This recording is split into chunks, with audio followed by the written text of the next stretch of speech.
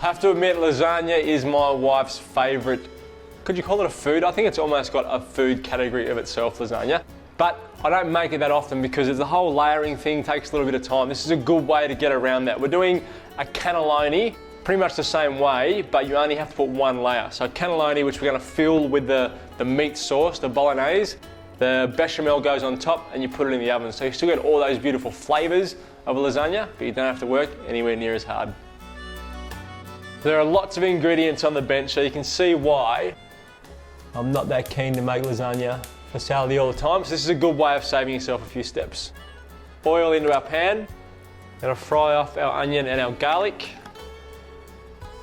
And you're basically making a meat sauce or a bolognese sauce.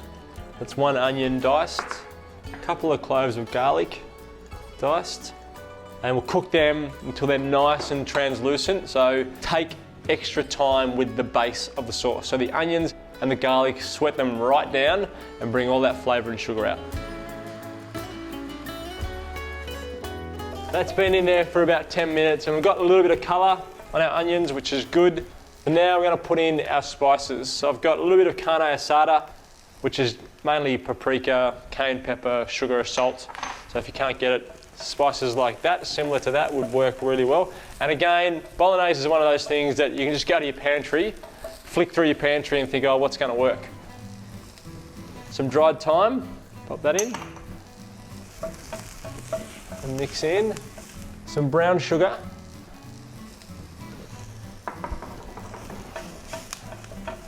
Melt that down. And I'm going to add in some Vegemite.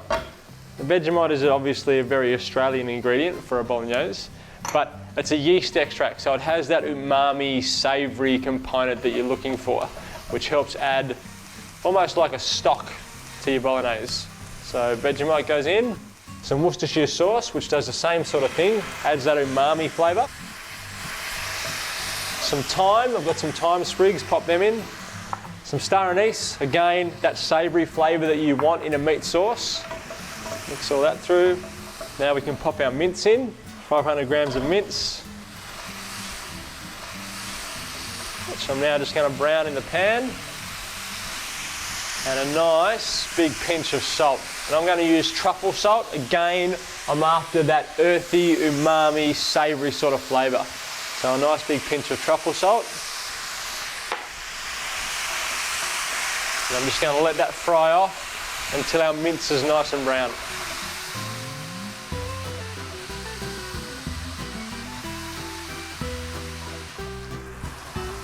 The smells coming out of the pan are really, really, really beefy, which is what you want. It's a meat sauce after all. You want it to taste of beef. And sometimes with beef mince, that can be the thing that's missing with beef mince. It doesn't taste of beef, but this does.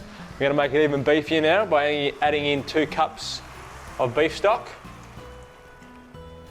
We're going to add in 2 tins of chopped tomatoes, and then I'm going to let this cook for about 20 minutes and just let the sauce sort of mingle together, reduce it a little bit. I still want the sauce to be quite wet because the pasta is going to go into the sauce. The pasta will be uncooked, so you need some moisture in the sauce so the pasta, the cannelloni, can soak up that moisture. So a couple of tins of crushed tomatoes, stir all that in, and I'm going to let it reduce down. Then I'll check for seasoning, and while that reduces, we'll start making our bechamel sauce. So the sauce that's going to go on top of our little bake, the white sauce.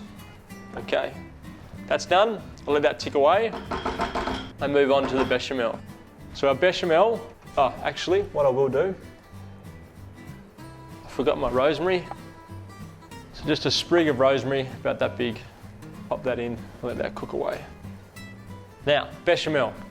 In the other pot I've got here, 30 grams of butter, 30 grams of flour. I'm going to make a roux. So butter goes in first. I'm going to melt that, and then I'll add my flour in and make a roux. So I mix them together, cook out the flour, then add some milk a little bit at a time until that all comes together. Then I'll add a whole heap of cheese. Depending on how much cheese, you can't really have enough cheese to tell you the truth. So I'm going to put 140 grams of tasty cheese in there, and then let that cook out, and that will sit on top of our meat sauce cannelloni mix, and then go into the oven.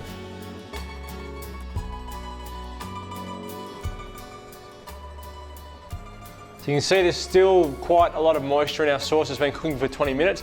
I've just taken out my star anise and my rosemary, and now we're ready to sort of build our cannelloni. So open up our cannelloni. You want to lay these in a baking tray, oven tray, however you want to do it. Just figure out how many you're going to get. I reckon I'll get one there, and then I'll lay a strip down here as well. And grab your sauce and just spoon it in to your tray. Probably want to put half down and then reserve the other half to go on top of your cannelloni. I'm going to press my cannelloni in.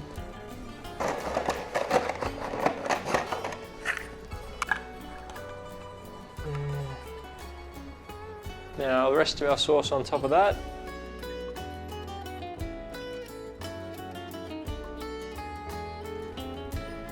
On top of that, we're going to put our bechamel, our white sauce.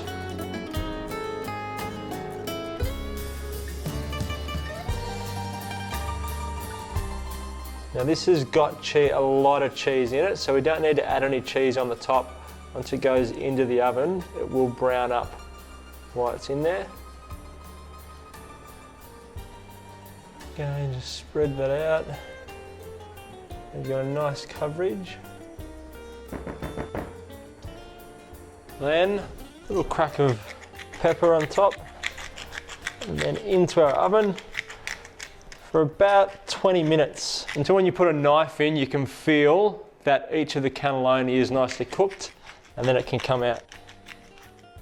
No lid, leave the lid off, and you might want to, if you get 20 minutes in and you don't have a nice golden top, you can turn the grill on and just bake the top a little bit and then take it out.